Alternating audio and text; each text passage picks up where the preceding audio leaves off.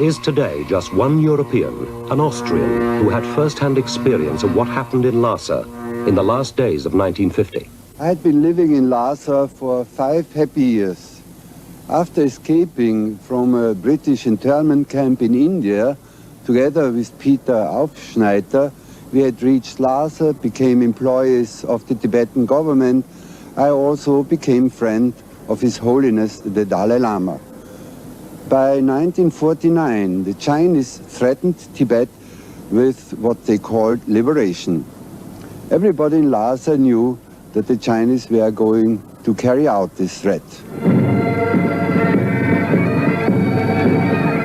The Tibetans loved their independence and were clearly entitled to enjoy it. They had no wish to be liberated. The little Tibetan army was hurriedly reorganized under the supervision of a cabinet minister. Monks and officials were trained as officers.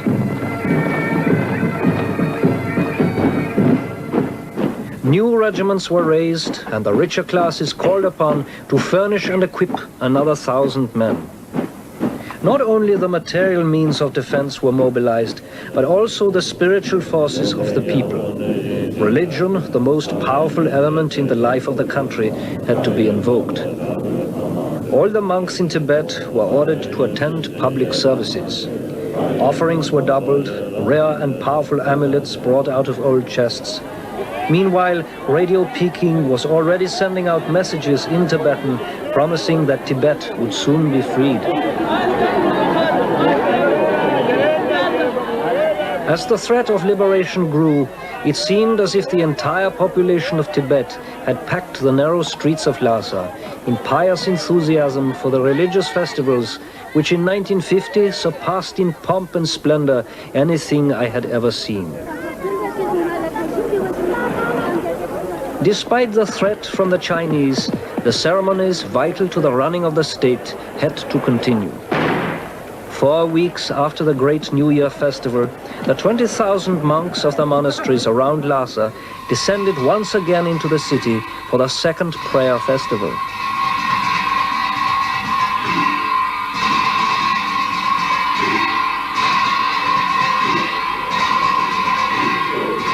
The people believed with rock-like faith that the power of religion would suffice to protect their independence.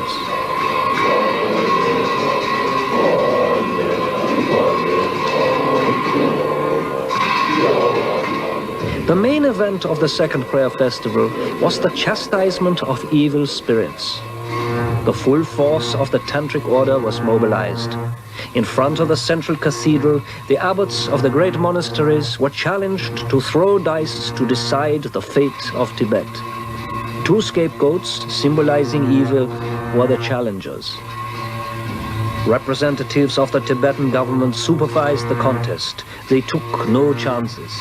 The dice were loaded. The faces of the abbots' dice all marked with 6s, those of the demons with 1s. The moment ritual victory was won for Tibet, the scapegoats were driven from the town. The prayers ended with a great procession to the foot of the Potala Palace.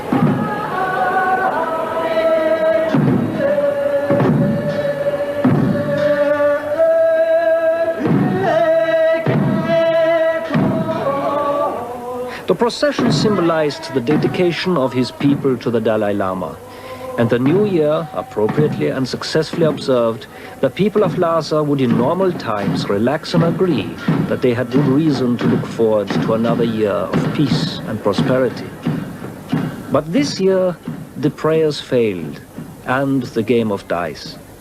The evil omens multiplied. Monsters were born. There was an earthquake. In vain, the government sent monks to the centers of ill omen to banish the evil spirits. When, in blazing summer weather, a gargoyle on top of the cathedral began to spout water, people were beside themselves in terror. The town buzzed with rumors. The state oracle was frequently consulted. His prophecies were dark. A powerful foe threatens our sacred land from the north and east.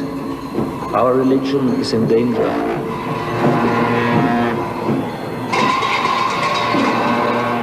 The Dalai Lama, the incarnation of Chenrezig, patron god of Tibet, just 15 years old, was hurriedly declared of age. The old regent stepped down.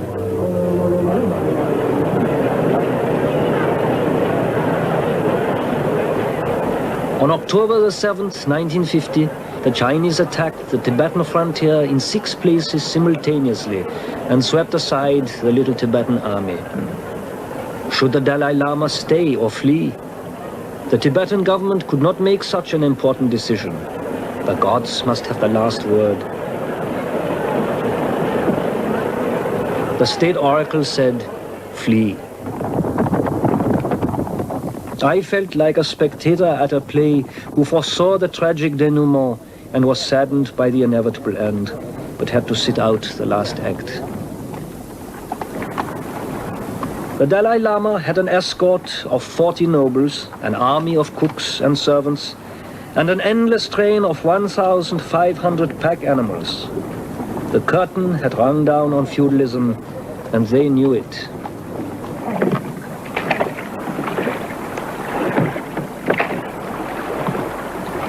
They headed southwards across the Tsangpo River along the old trade route to India.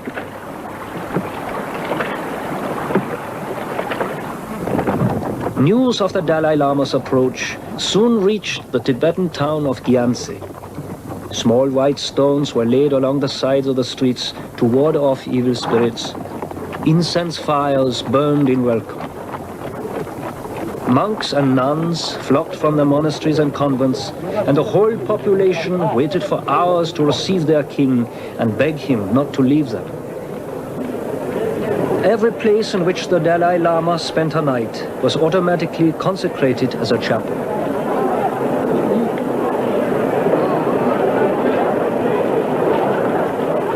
From Gyantse, the party carried on across the Himalayas towards India.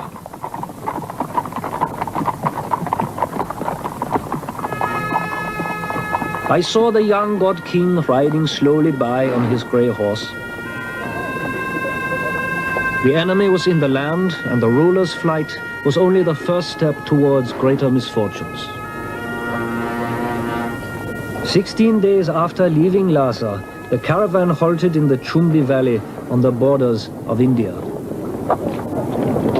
I stayed with His Holiness in the Chumbi Valley for 3 more months, still believing that we might be able to return to Tibet, that the world would listen to the cries of Tibet to stay as an independent country. But then I realized it was the end of the old Tibet, so I said goodbye to the Dalai Lama. Now a communist country was occupying their home, so my sadness was of course very, very great, because I knew that I won't ever see my friends in Tibet again.